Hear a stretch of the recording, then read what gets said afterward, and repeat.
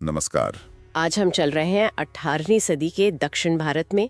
एक ऐसा वक्त जब सत्ता के लिए जबरदस्त खींचतान चल रही थी। हाँ हमारा फोकस रहेगा ब्रिटिश ईस्ट इंडिया कंपनी और मैसूर राज्य के बीच हुए संघर्षों पर, जिन्हें हम आंग्ल मैसूर युद्धों के नाम से जानते हैं। जी, 4 बड़े युद्ध। हाँ, और हमारे पास इस पे काफी अच्छा ऐतिहासिक लेख है। हाँ। जो इन युद्धों की मुख्य घटनाओं, उनके पीछे के कारणों और नतीजों को बारीकी से देखता है। आज का हमारा मकसद यही है, इस लेख की मदद से समझना कि भाई ये टकराव क्यों शुरू हुए, हैदर अली और फिर टीपू सुल्तान जैसे शासकों ने कैसे अंग्रेजों को चुनौती दी और कैसे इन युद्धों ने दक्षिण भारत के भविष्य को एक तरह से तय कर दिया। बिल्कुल।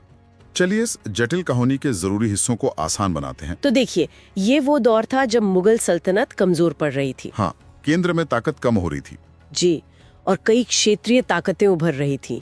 मराठा थे, हैदराबाद के निजाम थे, और इसी बीच मैसूर भी हैदर अली के नेतृत्व में वो दक्षिण की एक बड़ी सैन्य और राजनीतिक शक्ति बनकर उभरा। और दूसरी तरफ थी ब्रिटिश ईस्ट इंडिया कंपनी, जो अब सिर्फ व्यापार नहीं कर रही थी, वो अपनी सेना, अपनी राजनीतिक महत्वाकांक्षाओं के साथ भारत में अपनी जड़ें जमा रही थी। तो यहीं से टकराव की जमीन तैयार हुई। मैसूर चाहता था अपनी शर्तों पर व्यापार करना, इलाके बढ़ाना, अपना दबदबा कायम रखना। और ये सब ईस्ट इंडिया कंपनी के हितों से टकरा रहा था। बिल्कुल, मसाले, कपड़ा, व्यापार के रास्ते, जमीन पर कब्जा, ये सब मुद्दे थे। और इसी का नतीजा थे वो 4 बड़े युद्ध। तो एक तरफ एक ताकतवर भारतीय राज्य जो उभर रहा है और दूसरी तरफ एक यूरोपियन कंपनी जो धीरे धीरे एक राजनीतिक ताकत बन रही है। पृष्ठभूमि तो दिलचस्प है। बहुत दिलचस्प। और इसमें यह भी है कि मराठा और निजाम जैसी दूसरी शक्तियां भी थीं। वो भी इस खेल में थीं। उसके साथ? जी हाँ, बिल्कुल। कभी मैसूर के साथ, कभी अंग्रेजों के। इसी वजह से ये लड़ाइयां और भी पेचीदा हो गई। ठीक है, तो पहले युद्ध से शुरू करते हैं, 1767 से 69 तक। लेख कहता है ये हैदर अली और अंग्रेजों के बीच था। क्या हैदर ने कुछ सहयोगी जुटाए थे शुरू में? हाँ, कोशिश तो की थी मराठों और निजाम के साथ एक शुरुआती गठबंधन बनाने की। लेकिन देखिए, उस वक्त के गठजोड़ अक्सर टिकते नहीं थे। अच्छा। वो जल्दी बदल जाते थे। तो असल मुकाबला हैदर अली की सेना और कंपनी की फौजों के बीच ही था। और नतीजा तो काफी चौंकाने वाला रहा है ना। हैदर अली न सिर्फ जीते, बल्कि मद्रास तक पहुंच गए। हाँ, मद्रास जो अंग्रेजों का एक मुख्य गढ़ था। ये तो उनकी इज्जत का सवाल बन गया होगा। यकीनन। मद्रास तक पहुंचना हैदर अली की सैन्य काबिलियत और रणनीति का बड़ा सबूत था। इससे अंग्रेजों को साफ हो गया कि वो किसी कमजोर दुश्मन से नहीं लड़ रहे हैं। और यहाँ हैदर की कूटनीति भी काम आई। उन्होंने अंग्रेजों को 1769 में मद्रास की संधि करने पे मजबूर कर दिया। इस संधि में क्या था? इसमें एक दूसरे की रक्षा का वादा था, जीते हुए इलाके लौटाए गए। पर सबसे बड़ी बात ये थी कि इस युद्ध ने साफ कर दिया कि भाई मैसूर दक्षिण में एक बड़ी ताकत है, उसे नजरअंदाज नहीं किया जा सकता। अंग्रेजों के लिए पहला बड़ा सबक। बिल्कुल। लेकिन ये शांति ज्यादा टिकी नहीं। दूसरा आंग्ल मैसूर युद्ध 1780 से 84। ये क्यों शुरू हुआ? मुख्य वजह थी मद्रास संधि का उल्लंघन। अंग्रेजों ने ही किया। अच्छा, कैसे? देखिए, 1771 में जब मराठों ने मैसूर पर हमला किया तो संधि के हिसाब से अंग्रेजों को हैदर की मदद करनी चाहिए थी। पर वो नहीं आए। इससे हैदर अली को लगा कि भाई इन पर भरोसा नहीं किया जा सकता। और फिर एक और बात हुई, माहे पर अंग्रेजों ने कब्जा कर लिया। माहे? हाँ, माहे एक फ्रांसीसी बंदरगाह था, लेकिन हैदर के संरक्षण में था। तो ये भी एक बड़ा कारण बना। तो हैदर अली फिर से मैदान में। लेकिन इसी युद्ध के दौरान 1782 में उनकी मृत्यु हो गई। ये तो मैसूर के लिए बहुत बड़ा झटका रहा होगा। बहुत बड़ा झटका, युद्ध के बीच में लीडर का चला जाना। लेकिन उनके बेटे टीपू सुल्तान ने फौरन कमान संभाली और युद्ध जारी रखा। हाँ, पूरी ताकत से जारी रखा। और टीपू भी अपने पिता की तरह ही काबिल सेनापति और रणनीतिकार साबित हुए। तो इस दूसरे युद्ध का अंत कैसे हुआ? क्या नतीजा निकला? युद्ध करीब 4 साल चला। दोनों तरफ काफी नुकसान हुआ। आखिर में 1784 में मैंगलोर की संधि हुई। मैंगलोर की संधि? इसमें क्या हुआ? यहाँ दिलचस्प बात यह है कि ये बराबरी की संधि थी। टीपू ने अपने पिता की मौत के बाद इसे हासिल किया। अच्छा। दोनों ने एक दूसरे के जीते हुए इलाके लौटा दिए, युद्ध बंदियों को रिहा कर दिया। इससे ये साफ हो गया कि मैसूर का नेतृत्व बदलने के बाद भी वो कमजोर नहीं पड़ा है। मुकाबला अभी भी बराबरी का था। हाँ, अंग्रेजों के लिए ये चिंता की बात बनी रही। संघर्ष खत्म नहीं हुआ था, बस कुछ वक्त के लिए टल गया था। तो 2 युद्ध हो गए, नतीजा लगभग बराबरी का। लेकिन अब आता है तीसरा आंग्ल मैसूर युद्ध 1790 से 92। यहाँ कहानी बदल जाती है ना? हाँ, यहाँ समीकरण बिल्कुल बदल गए। इस बार अंग्रेजों ने अपनी कूटनीति ज्यादा बेहतर तरीके से इस्तेमाल की। उन्होंने क्या किया? उन्होंने टीपू के जो पुराने दुश्मन थे, हैदराबाद के निजाम और मराठे, उनको अपने साथ मिला लिया। लालच दिया होगा? हाँ, टीपू के राज्य के हिस्सों का लालच दिया गया। तो अब टीपू अकेले पड़ गए और उनके खिलाफ 3 ताकतों का गठजोड़ था। और अंग्रेजी सेना का नेतृत्व कौन कर रहा था? खुद गवर्नर जनरल लॉर्ड कॉर्नवालिस। वो अमेरिकी स्वतंत्रता संग्राम में हार का बदला लेना चाहते थे, मतलब भारत में ब्रिटिश प्रतिष्ठा बहाल करना चाहते थे। ओह, तो ये उनके लिए पर्सनल भी था एक तरह से, कह सकते हैं। हाँ, तो 3 तरफ से घिर जाने के बाद टीपू के लिए तो स्थिति बहुत मुश्किल हो गई होगी। बहुत ज्यादा मुश्किल। टीपू ने बहादुरी से मुकाबला किया, इसमें कोई शक नहीं, लेकिन इस मिले जुले हमले के सामने वो टिक नहीं पाए। हार गए। हाँ, हार माननी पड़ी। अंग्रेजों ने उनकी राजधानी श्रीरंगपट्टनम उसको घेर लिया था। और इस हार की कीमत टीपू को क्या देना पड़ा? कीमत बहुत भारी थी। 1792 में हुई श्रीरंगपट्टनम की संधि और शर्तें बहुत कठोर, अपमानजनक थीं। जैसे कि टीपू को अपना लगभग आधा राज्य अंग्रेजों, निजाम और मराठों को देना पड़ा। आधा राज्य? हाँ, और युद्ध के हार जाने के तौर पे एक बहुत बड़ी रकम चुकानी पड़ी।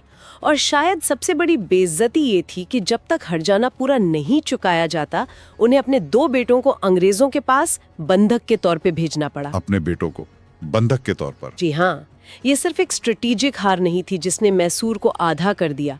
ये टीपू के लिए एक गहरा पर्सनल और इमोशनल सदमा भी था। सोचकर ही अजीब लगता है। बिल्कुल, एक स्वाभिमानी शासक अपने बच्चों को दुश्मन के हवाले कर रहा है।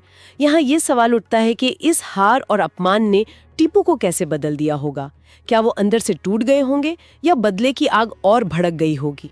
और इतिहास बताता है कि टीपू चुप बैठने वालों में से तो नहीं थे। नहीं थे। इसी पृष्ठभूमि में चौथा और आखिरी आंग्ल मैसूर युद्ध हुआ 1799 में। ये छोटा था पर निर्णायक। हाँ, इस बार अंग्रेजों की कमान लॉर्ड वेलेस्ली के हाथ में थी। उनकी वो सहायक संधि वाली नीति थी ना? हाँ, सब्सिडरी अलायंस। जी, उसका मकसद ही था भारतीय राज्यों को ब्रिटिश कंट्रोल में लाना। उन्होंने टीपू पर इल्जाम लगाया कि वो फ्रांसीसियों से मिल रहे हैं, अंग्रेजों के खिलाफ साजिश कर रहे हैं। क्या ये सच था? शायद टीपू कोशिश कर रहे थे अपनी खोई ताकत वापस पाने के लिए फ्रांस से मदद लेने की सोच रहे होंगे। वेलेस्ली ने इसे हमले का बहाना बना लिया। तो फिर से हमला? हाँ, इस बार भी अंग्रेजों ने निजाम और मराठों का थोड़ा साथ लिया और एक बड़ी सेना के साथ सीधे श्रीरंगपट्टनम पर हमला बोल दिया। और टीपू सुल्तान ने अपनी राजधानी मचाने के लिए मतलब आखिरी दम तक लड़ाई लड़ी। लेख में लिखा है कि 4 मई 1799 को श्रीरंगपट्टनम के किले की दीवारों पर लड़ते हुए वो मारे गए, वीरगति को प्राप्त हुए। तो टीपू की मौत के साथ ही मैसूर का क्या हुआ? उसका स्वतंत्र अस्तित्व खत्म हो गया? हाँ, एक तरह से खत्म ही हो गया। हैदर अली और टीपू सुल्तान ने जो शक्तिशाली मैसूर राज्य बनाया था, उसका अंत हो गया। अंग्रेजों ने क्या किया? अंग्रेजों ने मैसूर के जो पुराने हिंदू शासक थे, वोडेयार वंश, जिन्हें हैदर अली ने हटाया था, उनके एक बच्चे को नाम के लिए गद्दी पर बैठा दिया। नाम के लिए? हाँ, असली सत्ता तो ब्रिटिश रेजिडेंट के जरिए अंग्रेजों के हाथ में ही रही। राज्य का एक बड़ा हिस्सा सीधे ब्रिटिश भारत में मिला लिया गया। कुछ हिस्से निजाम को भी दिए गए। तो मैसूर अब मतलब एक ब्रिटिश प्रोटेक्टोरेट बन गया। तो इन 4 युद्धों का मतलब 30-32 साल के इस पूरे संघर्ष का निचोड़ क्या निकला? दक्षिण भारत पर क्या असर हुआ? निचोड़ ये था कि दक्षिण भारत में ब्रिटिश ईस्ट इंडिया कंपनी का दबदबा कायम हो गया। टीपू सुल्तान के रूप में उनका सबसे ताकतवर और लगातार विरोध करने वाला दुश्मन खत्म हो गया था।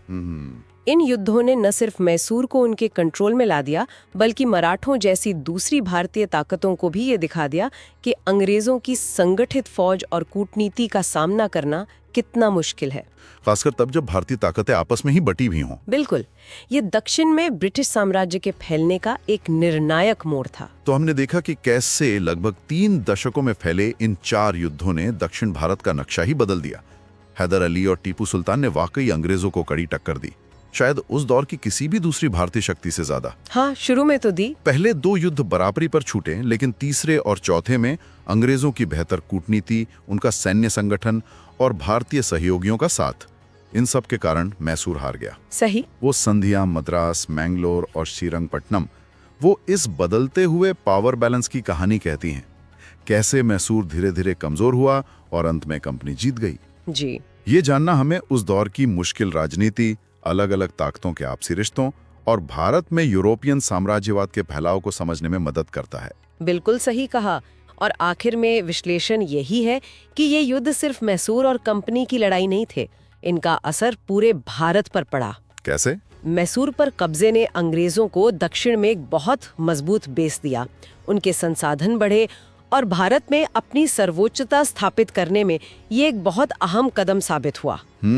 और मैसूर का गिरना बाकी भारतीय राज्यों के लिए, खासकर मराठों के लिए, एक चेतावनी भी था कि अगर एकजुट नहीं हुए तो? हाँ, कि अगर एकजुट नहीं हुए तो उनका हश्र भी ऐसा ही हो सकता है। दुख की बात है कि वो इस चेतावनी से सही सबक नहीं ले पाए। ये वाकई सोचने वाली बात है। टीपू सुल्तान का वो लगातार प्रतिरोध और फिर उनके खिलाफ बने वो गठजोड़, अगर उस समय की बड़ी भारतीय ताकतें, मैसूर, मराठा निजाम, ये आपसी दुश्मनी भुलाकर, मतलब ब्रिटिश विस्तारवाद के इस साझा खतरे के खिलाफ एक मजबूत टिकाऊ मोर्चा बना पाती, तो क्या 18वीं सदी के भारत का इतिहास कुछ और होता? ये एक बड़ा सवाल है। क्या होता अगर? इतिहास में इसकी गुंजाइश हमेशा रहती है और ये हमें उस दौर की मजबूरियों और शायद चूकी हुई संभावनाओं पर सोचने का मौका जरूर देता है।